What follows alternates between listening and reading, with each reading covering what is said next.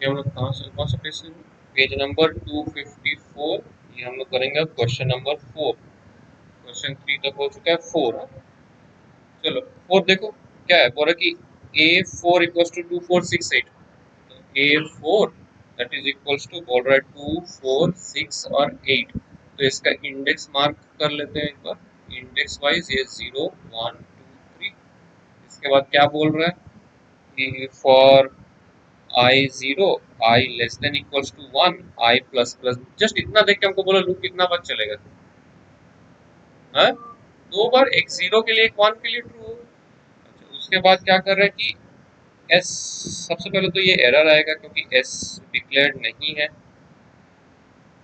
S लिखा हुआ ना, एस का डेटा टाइप मेंशन्ड नहीं है, तो ये होना चाहिए था int S equals to A I plus A 3 - i, और फिर बोल रहा है कि S O P L N S, ये बोल रहा है। ठीक है, तो ये वाला एक एरर है इसमें, इसको लिख सकते हो कि एरर देगा। अच्छा, अगर मान लेते हैं कि इंटीजर अगर होता यहाँ पे लिखा हुआ, suppose this code was error free, तो आउटपुट क्या होता? यहाँ पे हम चेक करते हैं एक बार। सबसे पहले तो आई का वैल्यू 0 है ना, आई का वैल्यू 0 से स्टार्ट होगा।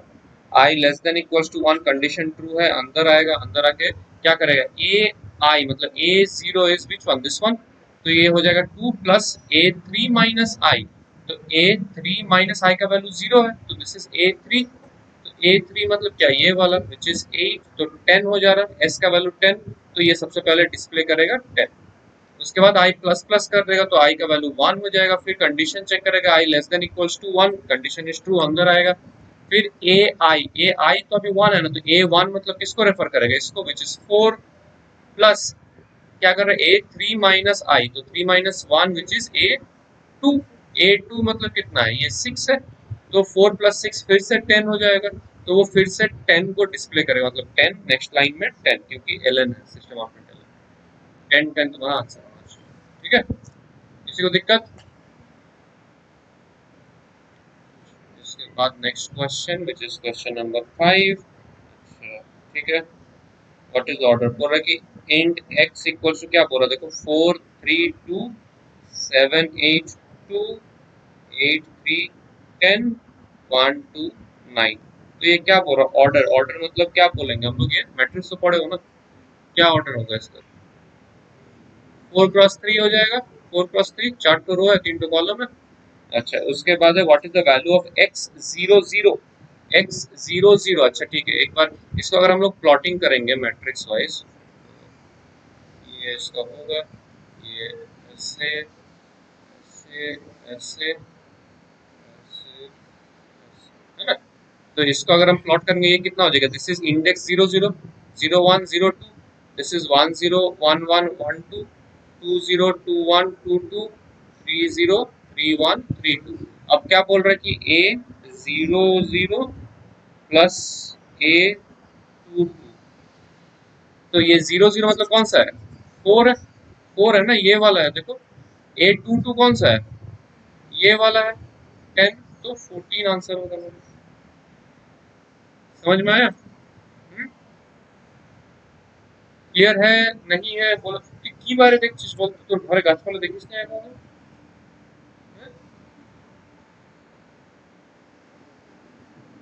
किसी को दिक्कत है इसमें पक्का है?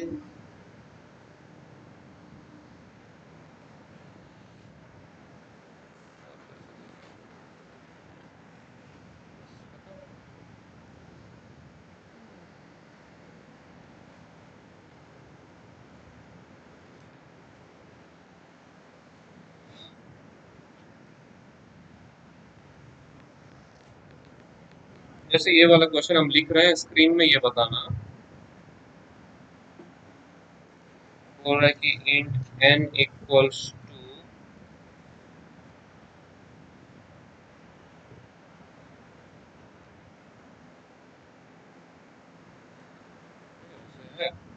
और बोल रहा है x equals to math dot power n4 n2, ये क्या होगा, और y equals to math dot sqrt n5 plus n7। देखो इंडेक्स अगर मार्क करना है तो जैसे zero index, first, second, third, fourth, fifth, sixth, seventh index, this is the index number. ये रेफर करने के लिए इजी होगा। अब देखो सबसे पहले एक्स वाला को चेक करो कितना हो रहा है।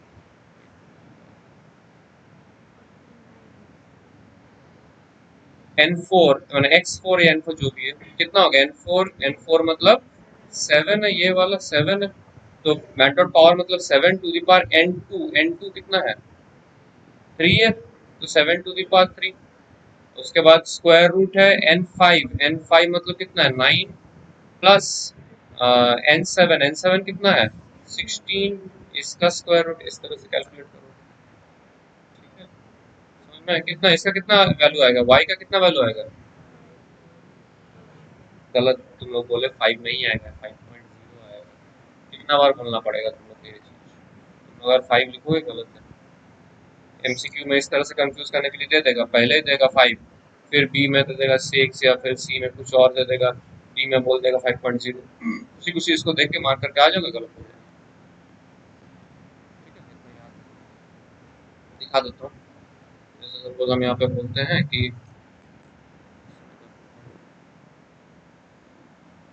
Math dot S Q R T, कितना वैल्यू था 9 + 16 था ना, 9 + 16 5.0 है ना। इसका कितना वैल्यू था 7 to the power 3 math dot power 7 to the power 3।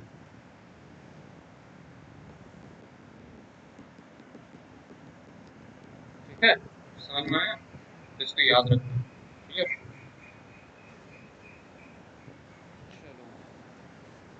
यानी यहाँ पे भी आंसर गलत दिया हुआ है, बुक में भी गलत दिया हुआ है। ये है पेज 250।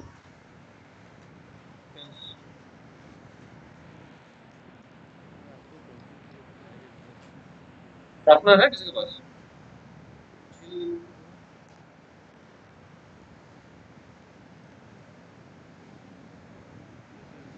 9.0 हो गए। और तो कौन सा गलत हम लोग देखे थे क्वेश्चन, ये वाला ना, और भी कुछ गलत था, something else was wrong, हमको भी याद नहीं आ रहा कौन सा। कौन सा true, page number, question number 254। हाँ क्या गलत था, हाँ ये वाला गलत है,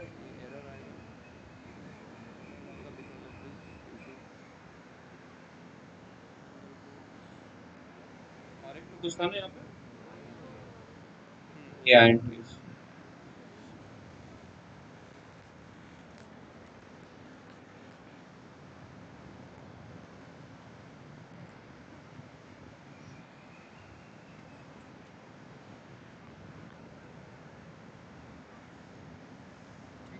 हाँ वो फिलहाल के लिए रख सकते हैं।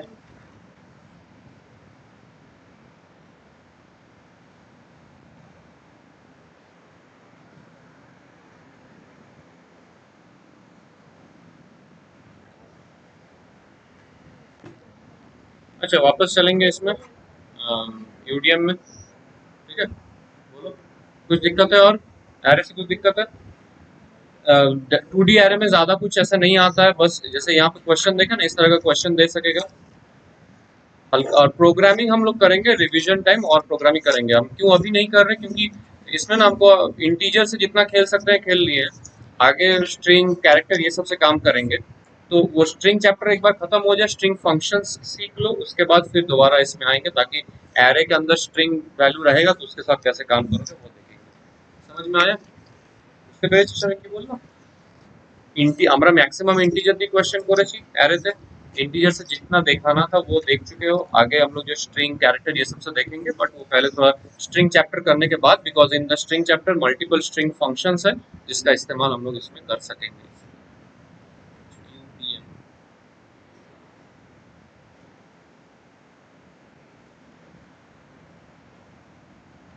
छोटा मोटा काम किए थे। ठीक है, 2 मिनट रुकते हैं, उसके बाद शुरू करेंगे। रिडंडेंसी नहीं याद आ रहा। रिडंडेंसी का मतलब होता है कि सेम टास्क को मल्टीपल टाइम्स करना, उसको बोलते हैं डेटा रिडंडेंसी। तो मुझे ये सम निकालने के लिए, या फिर मान लो एक फैक्टोरियल एक प्रोसेस है, उस फैक्टोरियल को मान लो 10 बार मुझे प्रोग्राम में लिखना है, मतलब वो फंक्शन को चलाना है, तो मुझे 10 बार लिखना पड़ेगा वो चीज, कोड है कि नहीं। तो सेम कोड को मैं 10 बार लिखूं तो सेम काम को बार बार कर रहा हूँ, तो it is becoming what, data redundant हो जा रहा मेरा। तो ये डेटा रिडंडेंसी को रिड्यूस करने के लिए आई can use user defined method. User defined method में क्या होता है, ये पीएसवीएम का जो ब्लॉक है ये अलग से रह रहा है, मतलब मेन फंक्शन अलग से है, और इसके अंदर जैसे मैं ये सम कर रहा था ना, ये सम को मैं दूसरा एक अपना ब्लॉक में कर रहा हूँ, यहाँ पे अलग ब्लॉक में कर रहा हूँ। देखो जो यहाँ पे लिखा हूँ स्टेटमेंट्स, वही स्टेटमेंट्स यहाँ पे लिखा हुआ है कि n1 5 n2 10 some equals to n1 plus n2 और SOPLN सम, जो यहाँ पे मेन फंक्शन में हो रहा था, इसी प्रोसेस को मैं एक अलग ब्लॉक में लिख दिया हूँ। ये ब्लॉक क्या है, this is a method, user defined method, because I as a user I am defining this method. ये पहले से प्रेजेंट नहीं था, I am defining it, I am creating it, so user defined method. अब इसको मैं कैसे यूज करूंगा, I simply have to call the name of this method. Name of this method is, देखो ऐड नम्स करके लिखा हुआ है, तो मैं मेन फंक्शन से I am simply calling the name of the method. जैसे ही मैं इस मेथड का नाम को कॉल किया, कंट्रोल कहाँ चला गया, ढूंढते ढूंढते कहाँ पे ये ऐड नम्स का एक मेथड बना हुआ है, तो उसको मिला यहाँ पे मैचिंग, और वो यहाँ पे एग्जीक्यूट किया। जैसे ही एग्जीक्यूट कर लिया, खत्म हो गया, दोबारा से कंट्रोल वापस मेन फंक्शन में आ जाता। अब मान लो ये ऐड नम्स मुझे 10 बार चलाना है, तो 10 बार क्या मुझे इंडिविजुअली ये कोड लिखना पड़ेगा, नहीं, मुझे सिर्फ 10 बार वो नेम से उसको कॉल करना पड़ेगा, ऐड नम्स, फिर जहां पे मुझे दोबारा यूज करना है वहां पे फिर मैं लिखूंगा ऐड नम्स। इस तरह से मैं 50 बार लिखूं, 100 बार लिखूं, मुझे सिर्फ वो नाम से उसको कॉल करना पड़ेगा, and every time I call its by the name, it will, the control will go to this particular method, इसको एग्जीक्यूट करेगा। तो देखो लिखा हूं एक ही बार, but I can use it multiple times, तो रीयूजेबिलिटी का कंसेप्ट इसमें आ जाता है, और इससे डेटा रिडंडेंसी भी रिड्यूस हो रहा है, क्योंकि लिखा तो एक ही बार हूँ ना, 50 बार कॉल कर रहा हूँ, बट लिखा तो एक बार हूँ ना, उस कोड को डिफाइन तो एक ही बार किया हूँ। I am not defining it 50 times, I am simply calling it by it's name, और वो काम कर रहा है। तो डेटा रीयूजेबिलिटी कंसेप्ट भी आ रहा है, बात समझ में आ रहा है, ठीक है, यही चीज हम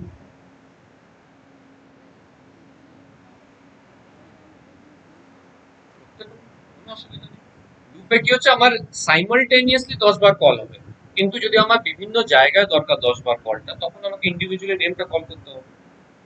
তুই যতবার নামটা লিখবি ততবার কল হবে, তুই নিজে ইন্ডিভিজুয়ালি 10 বার লিখ, লুপের ভেতরে লিখ, ব্যাপার একই, তোকে নামটা কল করা মানে प्रोसेसটা कॉल হচ্ছে। जैसे यहाँ पे एक एग्जांपल था यही वाला कि ऐड नाम करके पब्लिश स्टैटिक वॉइड मेन के अंदर देखो ये कराए थे। जैसे सबसे पहले देखो तीन यहाँ पे क्लास नेम है, फिर यहाँ पे एक फंक्शन नेम है ऐड नाम, यहाँ पे एक मेन फंक्शन है, तो टोटल कितना फंक्शन है हमको बोलो तो, इस प्रोग्राम में कितना फंक्शन है, तीन फंक्शन है, कौन सा फंक्शन है, जोर से बोलो। हाँ हाँ, तीसरा क्या फंक्शन है,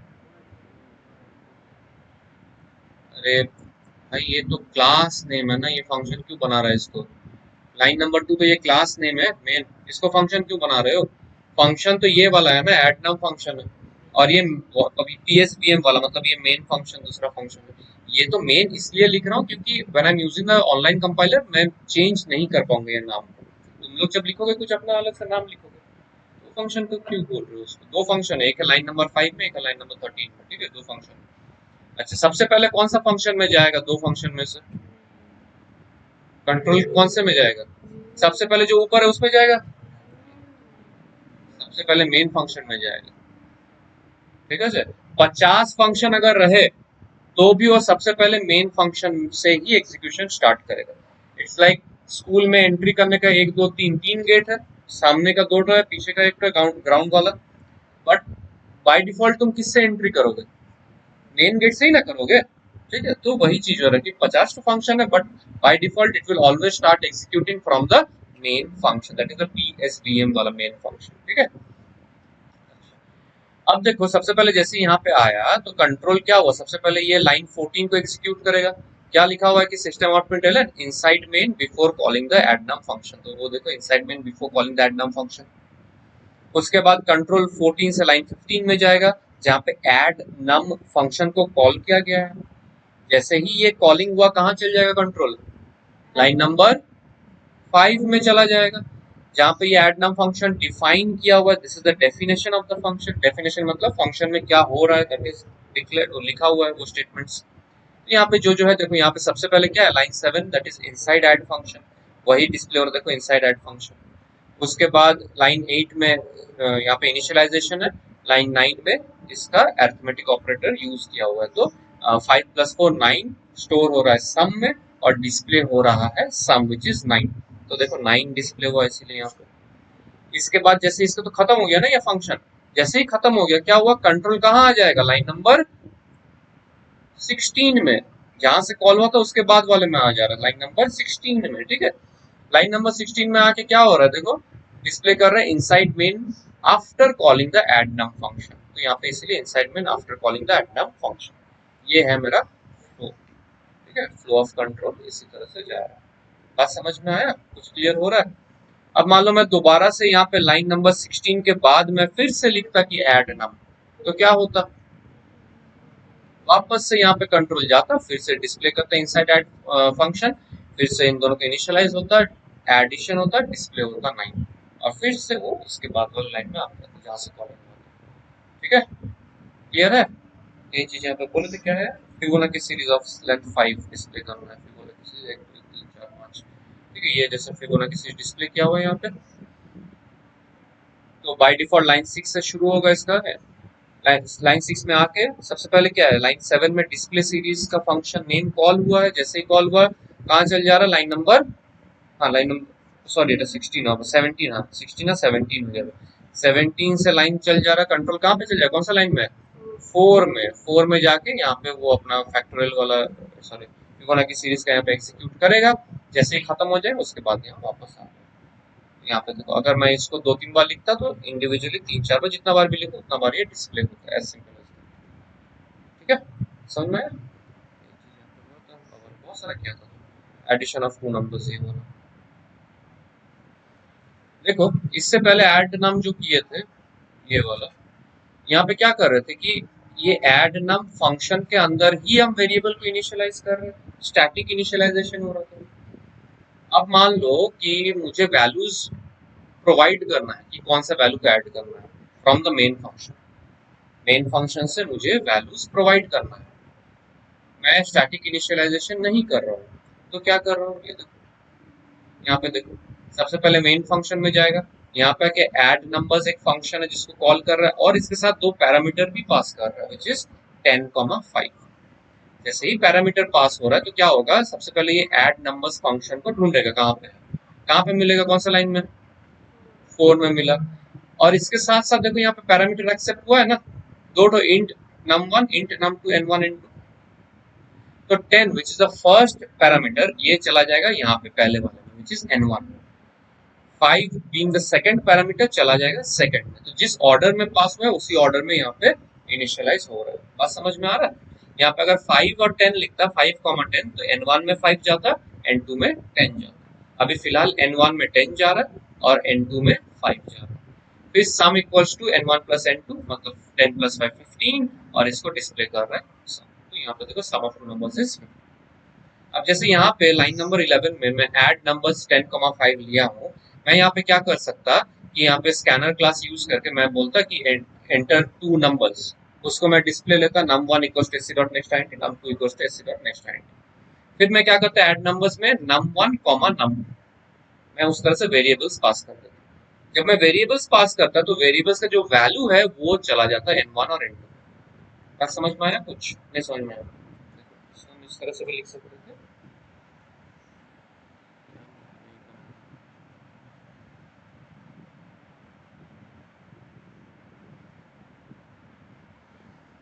কি দেখছিস বইতে? খাতা বই রাখো।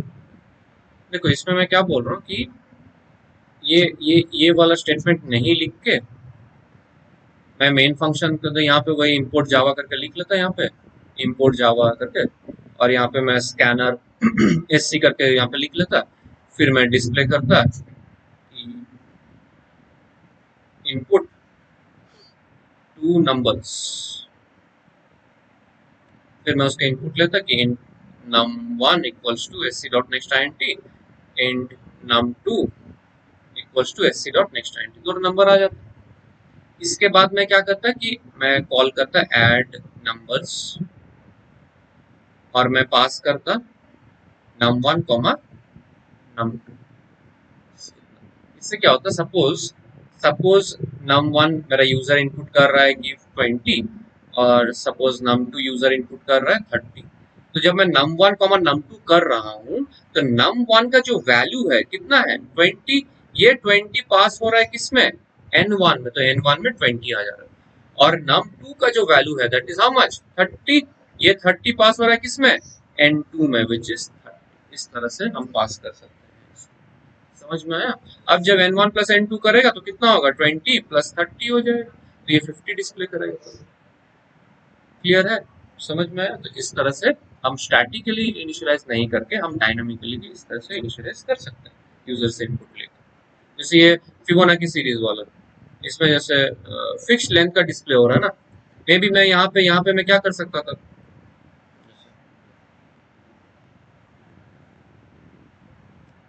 मैं यहाँ पे ये स्टेटमेंट को हटा के ये नहीं लिख के मैं सपोज वही वही इंपोर्ट वगैरह यहाँ पे स्टेटमेंट लिखता, स्कैनर एससी करके यहाँ पे ऑब्जेक्ट क्रिएट करता, फिर मैं यहाँ पे सिस्टम आउट प्रिंटलन लिखता, बोलता कि enter the length of series. जैसे यहाँ पे 5 सीरीज में बोल दिया ना 5 लेंथ का, वो मैं नहीं करके यूजर से इनपुट लेता कि भाई तुमको कितना लेंथ का सीरीज चाहिए बोलो, ठीक है, वो इनपुट लेता यहाँ पे। इसको मैं इनपुट लेता कि integer length equals to SC dot next INT करके, और फिर मैं इसको कॉल करता कि डिस्प्ले सीरीज और यहाँ पे पास करता लेंथ। ठीक है, तो क्या ये सही होता? देखो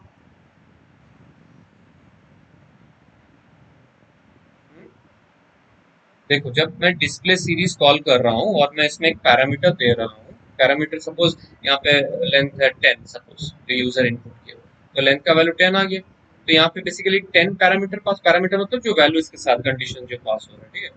तो लेंथ, तो डिस्प्ले सीरीज वो ढूंढेगा कहाँ पे, कहाँ मिलेगा उसको, यहाँ पे मिलेगा डिस्प्ले सीरीज। बट ये डिस्प्ले सीरीज देखो यहाँ पे कुछ पैरामीटर है नहीं है, नॉन पैरामीटराइज्ड है, पैरामीटर नहीं है इसमें, तो ये जाके एरर देते। क्यों? क्योंकि मैं ऐसा एक डिस्प्ले सीरीज फंक्शन का बात कर रहा हूँ which is having a parameter जब वो कॉल हो रहा है। यहाँ पे तो ये तो फंक्शन कॉल है ना, this is what, this is method या फिर फंक्शन कॉलिंग हो रहा है यहाँ पे।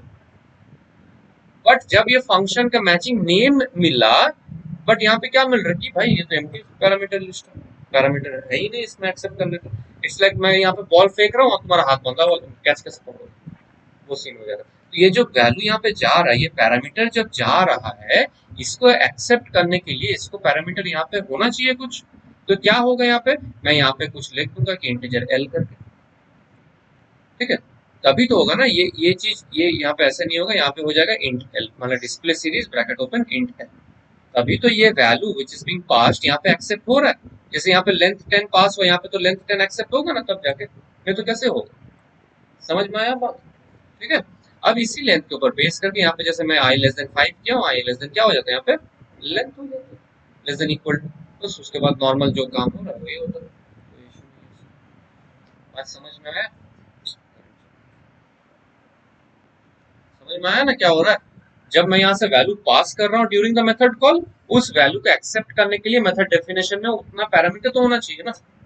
दूसरा बात की ये जो मैं वैल्यू पास कर रहा हूँ, जैसे ये मैं एग्जांपल देखा कि लेंथ वाला, सपोज अच्छा नंबर, सपोज नंबर वाला याद करो, नंबर में क्या था कि दो नंबर इनपुट लिया, उसको मैं ऐड नम्स में वो दो number num1 num2 comma num2 पास किया, उसको वहां पे एक्सेप्ट हो रहा था, है कि नहीं? अब सपोज मैं जब एक्सेप्ट कर रहा हूँ इन द डेफिनेशन वहां पे है इंट n1 इंट n2 जो था, बट जब मैं यहाँ पे ऐड नंबर्स मेथड कॉल कर रहा हूँ वहां पे मैं वैल्यू दे रहा हूँ 10.5 कॉमा 20.5, मतलब मैं डबल वैल्यू पास कर रहा हूँ, बट उधर मैं बोल रहा हूँ कि आई एम एक्सेप्टिंग इंटीजर, तो यहाँ पे भी एरर आएगा। मतलब जो डेटा टाइप वहां पे एक्सेप्ट हो रहा है वही डेटा टाइप मेरे को यहाँ पे पास करना है, अलग डेटा टाइप पास करूंगा तो डेटा टाइप मिसमैच हो जाएगा। समझे? बात समझ में आया? नहीं समझ में आया? पक्का? तुम जो data type value during the method call pass कर रहे हो ना, वही पैरामीटर वहां पे डेफिनेशन में तुमको एक्सेप्ट कराना है। Data type same data type होना चाहिए। क्लियर है? अच्छा, एक चीज, सेम चीज अगर मैं बोल रहा हूँ कि मेरा फंक्शन डेफिनेशन में वहां पे है $n1, $n2, और जब मैं मेथड कॉलिंग कर रहा हूँ इन द मेन फंक्शन, वहां पे मैं पास कर रहा हूँ वैल्यू की ऐड नंबर्स 10, 20 इंटीजर पास कर रहा हूँ during the method calling. Method definition में डबल है तो एरर आएगा? नहीं, क्यों नहीं आएगा? इम्प्लिसिट टाइप कास्टिंग हो जा रहा है, integer to double implicit type casting हो जा रहा है, बट ऑपोजिट ट्रू नहीं है। मैं डबल पास करूंगा वहां पे इंटीजर एक्सेप्ट करूंगा तो नहीं होगा, क्योंकि वो एक्सप्लिसिटली वो करना पड़ेगा। बात समझ में आया? ये डिफरेंस है। ठीक है, थोड़ा सा 2 मिनट रेस्ट।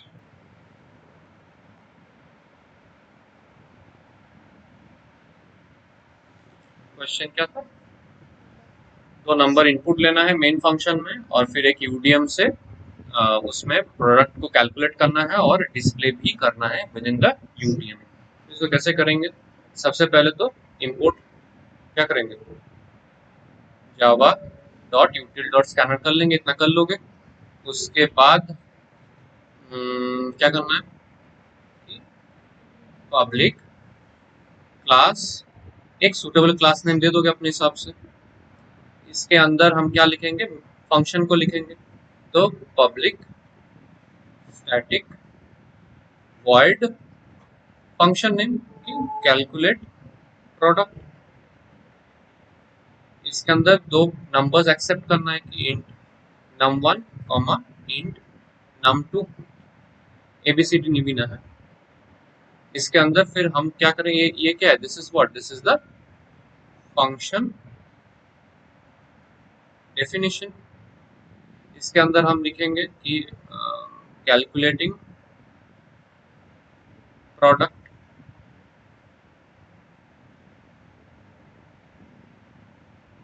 उसके बाद हम करेंगे कि int product equals to num1 into num2, फिर डिस्प्ले कर देंगे। तो सिस्टम आउट में println product of plus num1 plus and plus num2 plus is plus product.